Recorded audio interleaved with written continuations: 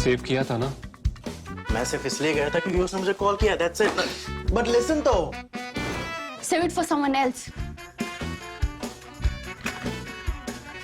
जिंदगी में सेव करना जरूरी है, मगर जब बात पैसों की हो, सिर्फ सेविंग से काम नहीं चलेगा। इक्विटी म्यूचुअल फंड्स में इन्वेस्ट कीजिए और अपने सेविंग्स को आगे बढ़ने का मौका दीजिए। Mutual fund investments are subject to market risks. Read all scheme-related documents carefully.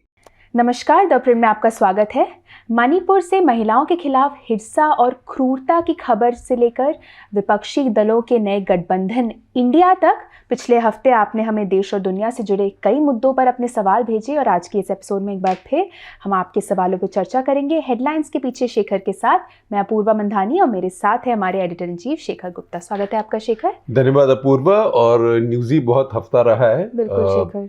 उसमें बहुत अफसोस की खबर भी रही जो ये वीडियो आए मणिपुर से। हालांकि ये तो हो रहा है करीब 2.5 महीने से ऊपर से, और ये घटना भी 3 मई की है, तो 2.5 महीने पुरानी घटना है। और एनडीए बना इस बार, लेकिन दूसरी बात ये भी कि पार्लियामेंट का सेशन भी शुरू हुआ। तो हमारी पार्लियामेंट तो बहुत कम मिलती है, जब मिलती है तभी एडजर्नमेंट सी होती रहती हैं, लेकिन पार्लियामेंट जब होती है तो फिर देश की बात वहाँ सामने आती है। तो उसकी वजह से ये हफ्ता जो है बहुत न्यूज़ी रहा है। बिल्कुल शेखर। और आने वाला इससे भी न्यूज़ी होगा। मैं ये नहीं कह रहा कि इसमें भी कोई मणिपुर जैसी घटना होगी, लेकिन क्योंकि पार्लियामेंट चालू होगा इसलिए न्यूज़ी होगा। बिल्कुल शेखर, इसी मणिपुर से ही जुड़े हमें कई सारे सवाल आए, उसी से ही शुरुआत करूंगी आज के एपिसोड की।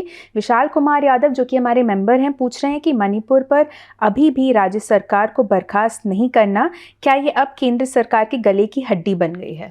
देखिए, ये केंद्र सरकार को आदत है कि अपने गले में हड्डी ये फंसा के ही घूमती है। क्योंकि उनका तरीका ये है कि हमारे पास इतनी ताकत है, सारे देश में सरकार हमारी है, हमारा विपक्ष इतना कमज़ोर है कि जो गले की हड्डी है वो भी समय के साथ साथ अगर वो निकली नहीं भी गई तो वो हज़म हो जाएगी जी। तो उनकी कई समस्याएं ऐसी ख़त्म हो जाती हैं।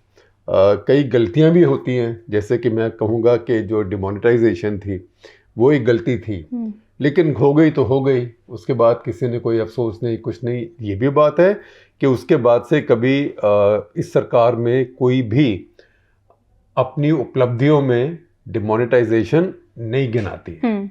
तो उनको लगता है कि हमारे पास इतनी पॉपुलैरिटी है और इतनी शक्ति है और इतनी पावर है कि समय के साथ साथ सब बातें ख़त्म हो जाएंगी जी। तो इसी तरीके से मणिपुर के साथ भी, क्योंकि अगर वो उसको निकालते हैं मुख्यमंत्री को, जिसको कि निकालना चाहिए, ये थोड़ा कि उसको निकालेंगे तो किसी और पार्टी की सरकार आ जाएगी। आप 6 महीने वहाँ राष्ट्रपति शासन लगा के एक बार कम से कम लोगों के अंदर जो विश्वास है वो बहाल करें। ये विश्वास इस मुख्यमंत्री और इस सरकार के होते हुए बहाल नहीं हो सकता है। वैसे भी उस मुख्यमंत्री की नहीं चलती है, वैसे ही अभी केंद्र से जो गए लोग वो चला रहे हैं। उस मुख्यमंत्री की अपनी सरकार टूटी हुई है। मंत्री जो ट्राइबल मंत्री उनकी और सोच है, जो मेती मंत्री हैं और सोच है, ट्राइबल ऑफिसर्स हैं उनकी एक और सोच है, मेती ऑफिसर्स उनकी एक और सोच है। कोई मिल बैठ के काम नहीं कर रहा है। तो ये बहुत ही एक सीरियस संगीन स्थिति है। और अगर संगीन नहीं होती तो यहाँ पे अमित शाह खुद जाके 3-3.5 दिन नहीं बैठते जी। तो मैं इस बात को अप्रिशिएट करूँगा कि उन्होंने खुद इसको संजीदगी से लिया और वहाँ गए। लेकिन इसमें जो एक बड़ी बात कुछ करने की ज़रूरत है जिससे कि वहाँ पे मूड बदले। उस मूड में कई बातें होनी है। एक तो ये कि हर कम्युनिटी का विश्वास बहाल हो, उसमें ये भी विश्वास बहाल हो कि सरकार हमारे साथ भी है, सबके साथ है, लेकिन ये भी विश्वास बहाल हो कि सरकार है। अब ये भी स्थिति हो रही है कि जैसे हमारी सेना भी है, वो भी एक जगह से दूसरी पे नहीं जा पाती है क्योंकि वहाँ पे महिलाएं जो प्रोटेस्ट कर रही हैं वो बैठी हुई सड़क के ऊपर, तो उनको अपनी सप्लाई भी दूसरे राज्य के थ्रू लानी पड़ रही है। ये तो कभी नहीं हुआ, भारत है जी। ये तो अभी सोचिए अगर ऐसा कश्मीर में हो गया होता कभी तो कितना बवाल हो गया होता। तो ये सब बातें हैं। इससे लोगों में ये भी है कि सरकार की चलती भी नहीं है। तो कुछ लोग तो सोचते हैं कि सरकार हमारे खिलाफ है, हमारे साथ नहीं है, हमारे खिलाफ है, जो कुकी लोग हैं। बाकी लोग सोचते हैं सरकार की कुछ चलती नहीं है। तो जो अभी जो मुख्यमंत्री हैं उनको जो कुकी लोग हैं वो उनको उनमें विश्वास नहीं रखते हैं, और जो मेती लोग हैं वो सोचते हैं कि अरे यार है तो मुख्यमंत्री हमारा, हमारे वोट से बना है, लेकिन हमारे लिए भी कुछ नहीं करते हैं। तो उनको लगता है कि जाके बिल्कुल ही कुकी लोग को साइडलाइन कर दे और वो जो मर्जी करें मेती, सरकार उनकी मदद करे, तो सरकार तो वो नहीं कर सकती है जी। तो ऐसी स्थिति में अच्छा ये है कि इस सरकार को 6 महीने के लिए बर्खास्त कर दिया जाए। इसीलिए अनुच्छेद 356 है हमारे संविधान में। ये नहीं कि इसको जहां मर्जी इस्तेमाल करो, ये वो नहीं है कि नंबर 11 बैट्समैन है, जो बॉल है बैट घुमा दो, ऐसे नहीं है जी। बहुत ध्यान से इस्तेमाल करना होता है। लेकिन क्योंकि इस्तेमाल करना होता है इसलिए बना है। कई दवाइयाँ ऐसी होती हैं जिनके बहुत साइड इफ़ेक्ट होते हैं, लेकिन फिर भी दवाइयाँ क्यों रहती हैं, वो क्यों रहती है? क्योंकि कुछ ऐसी स्थिति होती है जिसमें जान बचाने के लिए, लाइफ सेविंग के लिए वही ड्रग इस्तेमाल हो सकती है जी। तो ऐसे ही एक ड्रग, लाइफ सेविंग ड्रग है हमारी कॉन्स्टिट्यूशन सेविंग ड्रग, वो 356 है। उसका एक टेस्ट है कि वहाँ पे break down of constitutional order, ये संवैधानिक स्थिति वहाँ बिल्कुल बिगड़ चुकी है, काबू में नहीं है। तो अगर वो टेस्ट आप अप्लाई करें, ये तो मणिपुर में तीन महीने से हो रहा है जी। तो उसके बावजूद उसको पुश करे जाना एक बड़ी ढीठ बात है। इस केस में भी जो वीडियो आए हैं ये तो वेल नोन, ये बातें तो सबको पता थी कि हुई हैं, क्योंकि काफ़ी दिन पहले एक 0 FIR भी हुई। इन महिलाओं ने बोला है, कुकी जो वहाँ पे सिविल सोसाइटी है उन्होंने बोला है, और तो और हफ्ता भर पहले हमारे यहाँ भी स्टोरी हुई थी, सोनल मथारू ने स्टोरी की थी, हमारी रिपोर्टर जो वहाँ गई थी 12 जुलाई को। हो सकता है वो स्टोरी 2 हफ्ते पहले भी हो सकती हो, लेकिन वो स्टोरी को बहुत सोच समझ के, देख के, चारों तरफ रिसर्च करके, काफ़ी विचार के बाद उसको छापा गया था। लेकिन वो भी 12 को छप गई थी ये वीडियो आने के 1 हफ्ता पहले। लेकिन तब तक किसी ने कुछ किया नहीं, तब तक वहाँ की पुलिस भी हाथ पे हाथ धर के बैठी हुई थी कि ठीक है, ये बात निकल जाएगी, अब जो हुआ सो हुआ। अब जो हुआ सो हुआ से नहीं होता है, और वो भी खासकर आजकल के ज़माने में जबकि ये चीज़ें किसी ना किसी समय बाहर हो ही जाती हैं। अब देखें कि अबू ग्राइब जो जेल थी इराक में, वहाँ पे जब अमरीकी थे तो उन्होंने जो इराकी अपने बंदी रखे हुए थे उनके साथ बहुत गड़बड़ करी थी, बड़ा बुरा बर्ताव किया था। सबने सोचा ये तो हाईएस्ट सिक्योरिटी प्रिजन है, अमेरिका के कंट्रोल में है, CIA के पास है, किसी को मालूम नहीं पड़ेगा। लेकिन वहाँ से भी तो फोटो और वीडियो निकल गए ना, तो आजकल सब कुछ निकल जाता है। तो मणिपुर में कुछ और नहीं तो सरकार को इसी बात में डिसमिस कर देना चाहिए कि आपको ये बातें पता थी इतने समय से, फिर भी आपने कुछ नहीं किया, और अब ये वीडियो बाहर हुए तो भारत का सारी दुनिया में नाम बदनाम हुआ है। इतना बदनाम हुआ है कि कल पहली बार प्रधानमंत्री को खुद भी बोलना पड़ा इसके ऊपर। जी, इसी से जुड़ा सवाल एक और है शेखर। आदित्य द्यूस्कर पूछ रहे हैं कि क्या मणिपुर के मुख्यमंत्री को हटाने या राष्ट्रपति शासन लागू करने के भाजपा का इनकार पूरी तरह से इमेज मैनेजमेंट के कारण है? वे अपने बेस के सामने कमजोर दिखना या दबाव के आगे झुकना नहीं चाहते हैं। आदित्य जी, आपकी बात बिल्कुल ठीक है, क्योंकि ये बीजेपी सरकार कभी ये मानना नहीं चाहती कि हमसे गलती हुई है। वो कभी गलती नहीं मानेंगे। तो अगर इस सरकार को हटाते हैं, अपनी पार्टी की सरकार है, तो फिर ये तो एकदम एक एडमिशन हो गया ना कि हाँ ये गलती तो हो गई, आई लिफ्ट माई हैंड अप, हाँ जी मैंने गलती करी, जैसे कहते हैं मेरी गलती।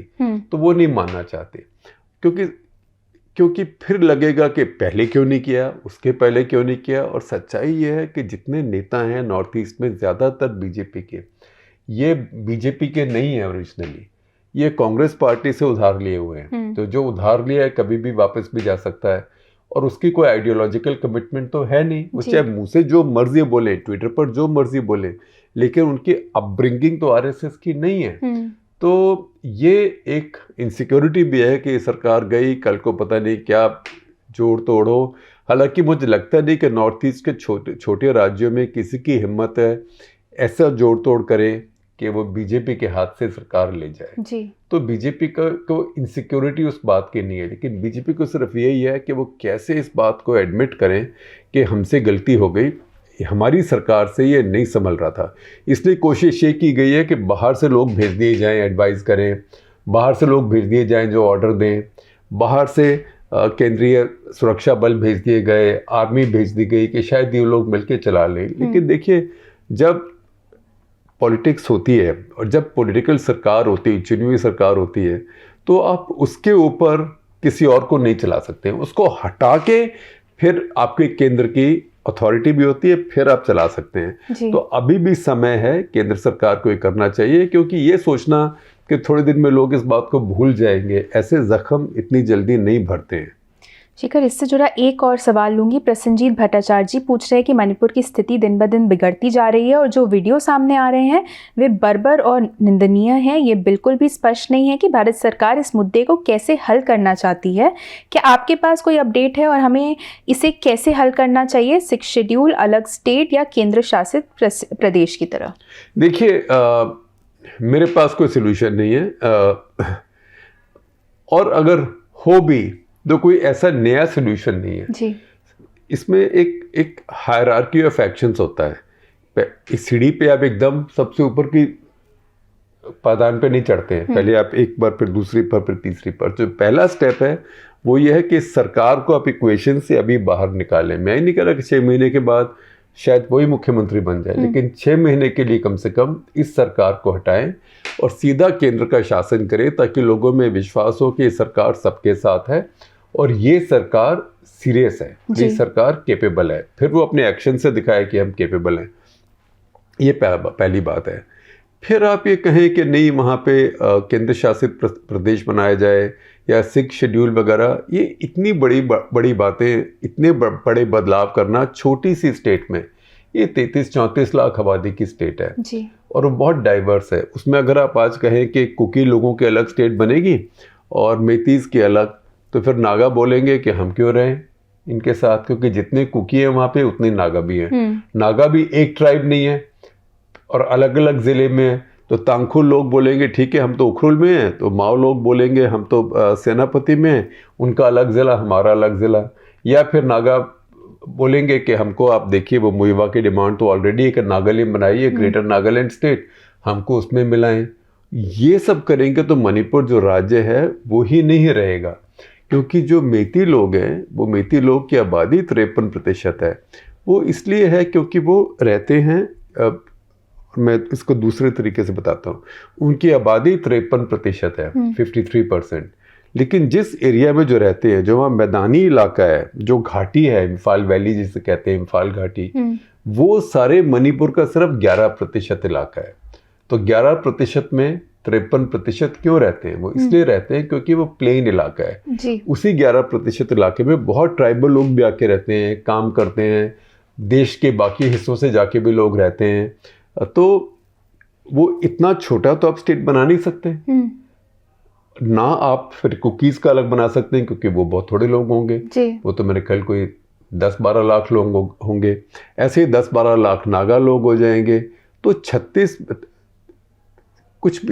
से 36 लाख के बीच आबादी होगी, क्योंकि 2011 के बाद तो जनगणना हुई नहीं है, तो हम लोग एक्स्ट्रा पोलिटी कर सकते हैं। तो उसमें आपको 3-4 स्टेट बनानी पड़ जाएंगी। ये तो कोई सोल्यूशन नहीं है।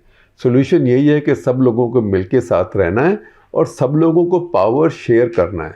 तो अभी अगर काफ़ी समय से ये एक विश्वास हो गया है लोगों में कि ये सिर्फ मेती लोगों की सरकार है जी। तो सच्ची बात है कि ये नहीं है कि जो भी सरकार है मेती लोगों का भी बहुत फ़ायदा कुछ हो रहा है। क्योंकि अगर मेती लोगों को इतना फ़ायदा हो रहा होता, अगर मेती लोग इतने ज़्यादा प्रॉस्पर कर रहे होते, तो वहाँ भी शेड्यूल ट्राइब स्टेटस की वो डिमांड नहीं होती जिससे अब आग लगी है। अब ये नहीं मैं कह रहा कि वो ही एक कारण है, लेकिन आग तो लगती है जब कोई दिया सलाई जला के फेंकता है। जो जलने वाली चीज़ तो पहले तैयार होती है ना, जलने वाली चीज़ पहले तैयार थी। जो inter community, inter ethnic relations थे वो पहले ही ख़राब थे। उसके ऊपर जो हाई कोर्ट का ऑर्डर था उसने एक दिया सलाई जला के फेंकने का काम किया है। तो इस सिचुएशन में कोई और तरीका नहीं है। सारी कम्युनिटीज़ को फिर से दोबारा एक साथ लाना है, साथ बैठाना है और इस विश्वास को बहाल करना है। जी शेखर, अगला सवाल आदित्य का आ रहा है जो कि हमारे मेंबर हैं। पूछ रहे हैं कि क्या आपको लगता है कि इंडिया नाम से संयुक्त विपक्षी गठबंधन बनाने के बाद कॉमन प्रोग्राम तय करने के संबंध में बहुत सारे मुद्दे हैं, क्योंकि विधानसभा चुनावों में आप, कांग्रेस, लेफ्ट जैसी कई पार्टियां एक दूसरे की प्रतिद्वंदी हैं। वो बोल रहे हैं कि क्या आपको भी लगता है कि लोकसभा चुनावों में उनकी बड़ी जीत बीजेपी के वोट शेयर और सीटों को कम कर सकती है, ताकि वे अपने दम पर बहुमत तक ना पहुंच सके और उन्हें समर्थन के लिए पार्टियों की आवश्यकता होगी? आपका बहुत बहुत धन्यवाद। मुझे मालूम है कि आप हमारे मेंबर हैं और हमें चाहिए आप जैसे और बहुत मेंबर। आप भी सब लोग बाकी जो सुन रहे हैं मेंबर बनिए हमारे, फिर आपके सवाल खास करके पूर्वा उठाएंगी और आपको और भी कई बेनिफिट्स मिलेंगे। यूट्यूब मेंबरशिप की बात कर रहा हूँ मैं, इतनी महंगी भी नहीं है, तो कृपा करके आप मेंबर बनिए। देखिए, आपको तो पॉलिटिकल कमेंटेटर होना चाहिए क्योंकि आपकी समझ इतनी पैनी है, इतनी तेज़ है। देखिए, इस समय सिर्फ ये नहीं कि 303 बीजेपी की सीटें आई और बीजेपी से जो नंबर 2 पार्टी है उसकी सिर्फ 52 सीटें आई, वो तो एक इक्वेशन है जी। दूसरी इक्वेशन ये है कि बीजेपी के जो वोट हैं वो कॉन्सेंट्रेटेड हैं। फिर आप बोलें कि अच्छा, बीजेपी और एनडीए जितनी पार्टीज आज एनडीए के साथ आई हैं, 37 पार्टियाँ, बीजेपी और 37 और, इन सब का मिला के करीब 45% वोट था। और आज जो इंडिया की पार्टी हैं, इन सब का 26 पार्टियों का 38-38.5% था। तो अगर 3% वोट उधर से शिफ्ट होता है तो उनका भी 42, तो कांटे की टक्कर हो जाएगी। लेकिन भारत में चुनाव वैसे नहीं होता है। हमारे यहाँ ये भी नहीं होता कि रन ऑफ होता है कि देखते हैं किसको ज़्यादा मिल जाए। प्रोपोर्शनेट रिप्रेजेंटेशन भी नहीं है कि जिसको जितने प्रतिशत वोट मिले उतनी प्रतिशत सीटें मिली, ऐसा भी वहाँ कुछ नहीं है। यहाँ तो आपको फर्स्ट पास द पोस्ट है। हर कॉन्स्टिट्यूएंसी में आपको दूसरे से वोट ज़्यादा लेने, चाहे एक भी वोट ज़्यादा हो। अगर वो इक्वेशन को आप इसमें या उस गणित को इसमें अप्लाई करेंगे तो आप देखेंगे कि कितनी सीटों में बीजेपी की 1 लाख से ऊपर का मार्जिन था पिछली बार, कितनी सीटों में 2 लाख से ऊपर मार्जिन था, कितनी सीटों में 3 लाख, 4 लाख, 5 लाख से ऊपर मार्जिन था। तो ये जो पहाड़ है ये बहुत ऊंचा है जी। तो इसको पार करना अभी अपोजिशन के लिए, वो तो कहेंगे कि हम सत्ता में आ रहे हैं, लेकिन बहुत बड़ी चुनौती होगी। लेकिन जो एक मैं कहूँगा यथार्थवादी टारगेट हो सकता है, रियलिस्टिक टारगेट, कि भाई कोई तरीके से हम बीजेपी को अपनी सीटें जो 303 है, अगर 303 से 35 कम होती हैं तो वो 272 के नीचे आ गए ना, तो ठीक है, 238, 265 तो इतना फर्क नहीं पड़ेगा। लेकिन मान लीजिए ये मिलके बीजेपी को 230-35 तक पुश कर सकते हैं, तो फिर देश की राजनीति इनके पॉइंट ऑफ व्यू से, इनके दृष्टिकोण से बदल सकती है। अच्छा। वो मैं कहूँगा कि ज़्यादा यथार्थवादी, रियलिस्टिक टारगेट होगा। लेकिन ये तो हर कोई कहता है कि सरकार इस बार हमारी आएगी। जी। अगला सवाल सुधीर बहल का है, जो कि हमारे मेंबर हैं। पूछ रहे हैं कि क्या आपको सच में लगता है कि 2024 में खिचड़ी राजनीति काम करेगी, और क्या आपको नहीं लगता कि शिवसेना और एनसीपी को कमज़ोर करने से असली विजेता कांग्रेस यानी कि सोनिया और राहुल हैं, बीजेपी नहीं? देखिए, तो सब देखने की बात है, क्योंकि इसमें हम कोई ऐसा प्रिजम्पशन नहीं कर सकते, ऐसी अटकल नहीं लगा सकते कि इसका वोट, क्योंकि वो पार्टी कमज़ोर हुई है, कांग्रेस को शिफ्ट होगा क्योंकि वो एंटी बीजेपी वोट है। अब ये भी तो हो सकता है कि शिवसेना का वोट जो वहाँ छिटका है शिवसेना से, शायद वो बीजेपी को जाए, क्योंकि वो हिंदू के नाम में वोट हो, धर्म के नाम में वोट हो। तो ये बातें अभी हम सब जानते नहीं हैं। लेकिन ये ज़रूर है कि ये जो 2 पॉलिटिकल फोर्सेस हैं, शिवसेना और एनसीपी, ये दोनों अब पहले से बहुत ज़्यादा कमज़ोर हो गई हैं और उनके लिए अपनी पुरानी शक्ति फिर से रिकवर कर पाना मुश्किल है। और मुझे नहीं लगता, ये मैं गलत हो सकता हूँ, कोई भी गलत हो सकता है, पर मैं तो ज़रूर गलत हो सकता हूँ, क्योंकि मेरा कोई ऐसा क्लेम नहीं है कि कोई पंडितरी है।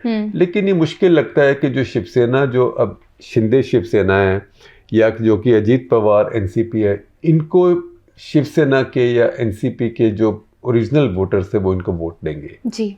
अगला सवाल शिबी उन्नीथन का है, जो कि हमारे सब्सक्राइबर हैं। पूछ रहे हैं कि उनका सवाल जो है इस बार प्रश्न इंडिया के बारे में है। विपक्षी गठबंधन बोल रहे हैं किसी राजनीतिक समूह द्वारा भारत नाम का प्रयोग कितना उचित है, आपकी क्या राय है? वो बोल रहे हैं कि जब उन्होंने एक पल के लिए बैठकर सोचा तो बोल रहे उन्हें एहसास हुआ कि कमल एक राजनीतिक दल का प्रतीक है, जबकि उन्हें पता है कि कमल हमारा राष्ट्रीय फूल है। क्या उस समय कोई आपत्ति या चर्चा हुई थी जब भाजपा को कमल का सिंबल एलोकेट किया गया था? नहीं, देखिए, ऐसे कुछ नहीं होता। किसी का सिंबल तो टाइगर भी होता है। ये अगर ऐसे हम लोग करने लगे फिर तो समस्या हो जाएगी। फिर कोई मोर भी बोलेंगे कि वो भी राष्ट्रीय पक्षी है। तो ये इतनी बातों में नहीं जाना चाहिए। बीजेपी भी तो भारतीय जनता पार्टी है जी। तो कांग्रेस भी तो आईएनसी, इंडियन नेशनल कांग्रेस है ना। तो इसमें जैसे इतनी जेनेरिक चीज़ें हैं, इंडिया, भारत, कोई फूल, कोई जानवर, इतनी जेनेरिक चीज़ें हैं कि इनको कोई कॉपीराइट नहीं कर सकता है, तो उसमें कोई पेचीदा बात भी नहीं है, उसमें इतना घुसने की भी ज़रूरत नहीं है हमें। अगला सवाल केवी कार्तिक वेंकटेशन का है, हमारे मेंबर हैं, पूछ रहे हैं कि इस बात को ध्यान में रखते हुए कि आम चुनाव के लिए 1 साल से भी कम समय रह गया है, बोल रहे मुझे लगता है कि अब अपने अपने कैंपेन्स के लिए टोन सेट करने का समय आ गया है। आपके हिसाब से विपक्षी दलों का नैरेटिव क्या होगा और बीजेपी एनडीए का मुद्दा क्या होगा? बोल रहे हैं कि आपको लगता है कि इंडिया आगे बढ़ पाएगी, या इंडिया एज इन वो विपक्षी संगठन की बात कर रहे हैं, अगर हाँ तो कौन है पीएम पद के दावेदार? देखिए, पहली बात यह है कि ये कहना आसान है कि एनडीए का और बीजेपी का क्या कहना होगा। उनका यही कहना होगा कि 10 साल आपने हमें सत्ता दी, हमने देश में बहुत बदलाव ला के दिखाया है, देश की अर्थव्यवस्था बहुत अच्छा कर रही है, हम दुनिया में 5वीं सबसे बड़ी इकोनॉमी बन गए, एक मौका और दीजिए हम 3री सबसे बड़ी बन जाएंगे, दुनिया भर में हमारी वाह वाह हो रही है। वो मोदी जी ने ऑलरेडी कह दिया जी।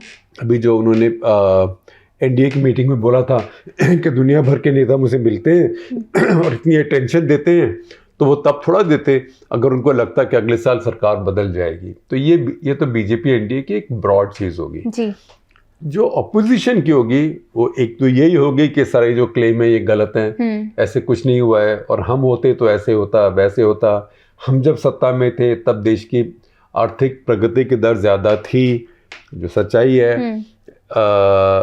फिर बीजेपी बोलेगी नहीं, लेकिन आपकी तो आर्थिक प्रगति शायद हो, लेकिन उसके साथ साथ आपके मुद्रास्फीति, इन्फ्लेशन भी बहुत ज़्यादा था, महंगाई ज़्यादा थी, बैंकों की हालत ख़राब थी, वो भी सच्चाई है। तो ये सारी सच्चाइयाँ हैं, लेकिन हर कोई अपनी अपनी स्पिन डाल के, कोई उसमें ऐसे स्पिन डालेगा, कोई उसमें ऐसे स्पिन डालेगा, कोई उसमें ऐसे स्पिन डालेगा।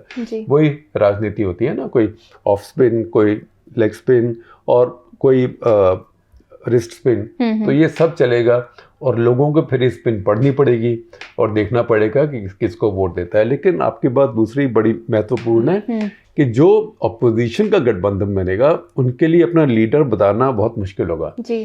क्योंकि एक तो चुनना मुश्किल होगा, लेकिन जब वो चुन लेंगे तो फिर वो चुनाव का उनको खतरा होगा कि Modi versus so and so, और Modi versus so and so में इस समय मोदी जी के सामने खड़ा होना किसी और के लिए बहुत ही मुश्किल होगा, क्योंकि कोई देश में ऐसा नेता इस समय नहीं है जितना पॉपुलर बन के उभर के आ रहा हो। जैसे कि कर्नाटका में इलेक्शन हुआ, आप देखें कर्नाटका में कांग्रेस पार्टी के जो चुनौती देने वाले थे उसमें 2 नेता थे जिन दोनों का दर्जा या दोनों का ओहदा जो है या स्टेचर जो है वो बीजेपी के जो मुख्यमंत्री थे उनसे ऑलरेडी ऊंचा था जी। क्योंकि वो राजनीति में लंबे रहे हुए थे, दोनों का अपना अपना वोट बैंक था, दोनों ने ग्राउंड पे बहुत काम किया था, डीके शिव कुमार और सिद्धरामैया ने, जो कि बासवराज बोम्मई ने नहीं किया था। इसलिए बासवराज बोम्मई अब बिल्कुल ही इधर उधर है, उनको विपक्ष का नेता भी नहीं बनाया गया है, वो लाइट वेट थे। उसके मुकाबले नरेंद्र मोदी लाइट वेट नहीं है, वो तो बहुत बड़े हैवी वेट हैं, सुपर हैवी वेट है। अब उसके मुकाबले किसी को खड़ा करना, तो ये अपोजिशन बहुत सोचेगी कि हमें किसी को नेता पहले डिक्लेयर करना है कि नहीं, क्योंकि करेंगे तो फिर वो ए वर्सेस बी हो जाएगा जी। और अगर नई नेता बनाएंगे तो फिर वो एनडीए बीजेपी वाले बोलेंगे अरे इनका तो कोई नेता ही नहीं है। अगला सवाल कलोल विश्वास का है, हमारे मेंबर हैं, पूछ रहे हैं कि रूस यूक्रेन युद्ध में ऐसा क्यों है कि सैंक्शंस के बावजूद रूस के पास मिसाइलें और अन्य भारी हथियारों की कमी नहीं हो रही है, जबकि यूएसए और यूरोपीय देशों को एक साथ आपूर्ति बनाए रखने में समस्या हो रही है। बोल रहे मैंने पढ़ा है कि डिफेंस फैक्ट्रीज फुल कैपेसिटी पर चल रही हैं, लेकिन पूरी मांग को पूरा करने में सक्षम नहीं है। देखिए, रशिया के पास तो बहुत बड़ी डिफेंस इंडस्ट्री है और मैं ये नहीं मानता कि उनके पास कुछ कमी नहीं हो रही, उनके पास कमी होती रहती है, वो फिर बनाते रहते हैं जी। और कुछ फिर बनाते हैं और अपने स्टोर हाउस से निकालते रहते हैं, क्योंकि वो तो 50, 60 साल 70 साल से आर्टिलरी शेल्स जैसे बना के दबा। एरिक श्मिट का एक इंटरव्यू है फरीद ज़कारिया के साथ CNN पर, वो हमें क्लिप मिलेगा तो आपको अपूर्वा उसका लिंक आपको देंगी डिस्क्रिप्शन के साथ। एरिक श्मिट जो गूगल के फाउंडर हैं, उनको अब प्रेसिडेंट बाइडेन ने एक कमेटी बनाई है कि फ्यूचर में सिक्योरिटी वगैरह देखने के लिए अमेरिका की एक projections analysis think tank type बनाया है। तो वो फरीद ज़कारिया से बात कर रहे हैं और वो कह रहे हैं कि रशियन इस समय भी करीब 60,000 इतने गोले अपनी आर्टिलरी से एक दिन में दाग रहे हैं, जबकि पश्चिमी देशों की क्षमता जो सरप्लस गोले बना के देने की है यूक्रेन को, वो 5,000 है रोज़ की। तो देखिए कि अगर पश्चिमी देश तो लड़ाई लड़ नहीं रहे हैं, तो यूक्रेन को जो देंगे, जो सरप्लस बनाएंगे, उसी में से देंगे जी। अपने स्टॉक पाइल कम कोई नहीं करता है। अगर स्टॉक पाइल रशिया कम करता तो आज उसके पास ये सब कुछ नहीं होता। तो ये सब स्टॉक पाइल्स हैं। भारत जैसा देश है जो इतना खुद अभी तक नहीं बना पाता है, लेकिन हमारे पास पहले इतना स्टॉक पाइल आर्टिलरी वगैरह का, मिसाइल्स का नहीं था कि लंबी लड़ाई चल जाए तो हम संभाल सकें। लेकिन उसके बाद फिर जब general Rawat chief of defence staff बने तो उन्होंने कहा रे पहले तो था कि 10 days ऑफ हेवी फाइटिंग, 10 दिन की हेवी फाइटिंग, लेकिन अब 40 दिन की हेवी फाइटिंग के लिए हम सामान जमा करके रख रहे हैं। और अगर दो फ्रंट पे हो जाए तो फिर कितनी, ताकि लड़ सके। तो ये बहुत बड़ी चुनौतियाँ होती हैं। लेकिन जो रशिया है वो नेशनल सिक्योरिटी स्टेट है, वो उनकी आर्मामेंट इंडस्ट्री लगातार काम करती रही है, लेकिन इसके बावजूद उनके पास कमियां हैं, क्योंकि उनके पास अब देखें टैंकों की कमी हुई, इसीलिए वो पुराने टैंक जो है T-62 उनका बहुत इस्तेमाल कर रहे हैं। जो T-90 जो उनका सबसे अच्छा टैंक है, हमारे पास भी वो टैंक है, भारत के पास भी, उसका वो बहुत कम इस्तेमाल कर पा रहे हैं क्योंकि उनके पास काफ़ी वो टैंक नहीं है। और ऐसे ही मिसाइल भी वो कुछ देर इस्तेमाल करते हैं, फिर कम हो जाते हैं, लेकिन फैक्ट्रियां हैं। इसीलिए फ़ायदा तब होता है जब आप अपने हथियार अपने आप बनाते हैं, क्योंकि आपकी फैक्ट्रियां फिर और बना के आपको दे सकती हैं। शिखर, एक और सवाल लूँगी संकल्प का, जो कि हमारे मेंबर है, आपके पिछले हफ्ते के एक CTC से जुड़ा हुआ है। बोल रहे पिछले हफ्ते आपने एज ऑफ कंसेंट पर एक एपिसोड किया था। थोड़ा लंबा सवाल है, पूछ रहे हैं कि मुझे ऐसा लगता है, कह रहे हैं कि ज़्यादातर कंटेंट सिर्फ एक मामले पर और बॉम्बे हाईकोर्ट की टिप्पणियों पर आधारित था। बाकी अदालतों ने भी इस विषय पर बात की है। वो बोल रहे पर्सनली एज ऑफ कंसेंट पर उनकी कोई राय नहीं है, लेकिन पॉक्सो को कमज़ोर करने से पहले वो बोल रहे हैं कि मैं सावधानी बरतने की सलाह देता हूँ। रूरल और अर्बन भारत के बीच एक बड़ा अंतर है। फॉरेन स्टैंडर्ड्स भारत के इलीट या लिबरल क्लास पर लागू हो सकते हैं, लेकिन क्या वे दूसरों के लिए काम करेंगे? वो पूछ रहे हैं कि आपने खुद वीडियो में बताया कि कैसे ऐसे मामलों में गवाह मुकर जाते हैं, जिसके कई मतलब हो सकते हैं। हमारे पास ऐसे भी उदाहरण हैं जब पीड़ितों की शादी पंचायत और पारिवारिक समझौते द्वारा दुर्व्यवहार करने वालों से करा दी गई थी। कानूनों को अपडेट करें, लेकिन क्या आपको नहीं लगता कि हमें इसे पूरी तरह से विचार विमर्श के बाद करना चाहिए और परिणाम को सम्मान करना चाहिए, भले ही हमारे खुद के इंक्लिनेशंस के खिलाफ हो वो परिणाम? देखिए, आपके जो विचार हैं वो सब ठीक है, समझदारी के हैं और आप सोच रहे हैं इस बारे में, तो हम भी यही कह रहे हैं कि इस बारे में सोचिए और डिस्कस कीजिए। अब मैं नहीं समझता कि अर्बन और रूरल में इतना फ़र्क है, क्योंकि अर्बन और रूरल सब लोग को वही मीडिया देखने को मिलता है, सब लोग के पास व्हाट्सएप है, सब लोग के पास स्मार्टफोन है, सबकी एटीट्यूड्स इस समय बदल रही हैं। ये सिर्फ बात यह है कि 16 से 18 के बीच लड़कियों को कंसेंट देने की इजाज़त होनी चाहिए कि नहीं। मेरा अपना विचार ये है कि 16 साल काफ़ी उम्र होती है। उससे ऊपर अगर आप उनके ऊपर बंदिश लगाएंगे, जैसे कि अभी लगी हुई है, तो बंदिश इम्प्रैक्टिकल है, क्योंकि कोई 16 से 18 तक इंतजार आपके लिए नहीं करेगा, और बहुत लोग नहीं करेंगे। मैं नहीं कहूँगा कि कोई नहीं करेगा, बहुत लोग नहीं करेंगे। अगर नहीं करेंगे और वो कंसेंशुअल होगा, उसमें अगर माँ बाप ने देख लिया, पड़ोसी ने देख लिया, किसी और ने देख लिया, ये एक जो केस है, ये एक केस की बात नहीं है। ये केस एक केस इन पॉइंट बन गया है, क्योंकि उससे एक बहुत बड़ी बात उजागर हुई है। तो उस जज ने भी ये बात कही है, और ये अपूर्वा आपको बता सकती है, उन्होंने कई आर्टिकल भी लिखे हैं इसके ऊपर, एक दो आपके साथ शेयर भी करेंगे लिंक। अपना इन्होंने एक वीडियो किया था, वो भी शेयर करेंगे, कि काफ़ी हाई कोर्ट्स ने अब यही बात कही है, और हमारे देश के मुख्य न्यायाधीश ने भी एक कॉन्फ्रेंस में यही बात कही थी कि भाई कानून तो आपने बना दिया 18, लेकिन 18 जो है अभी इम्प्रैक्टिकल है। चलिए, इसी बात पे हमारा आज का एपिसोड यहीं ख़त्म होता है। आशा करती हूँ आपको एपिसोड पसंद आया हो। हमसे जुड़ने के लिए आप सभी का बहुत बहुत धन्यवाद।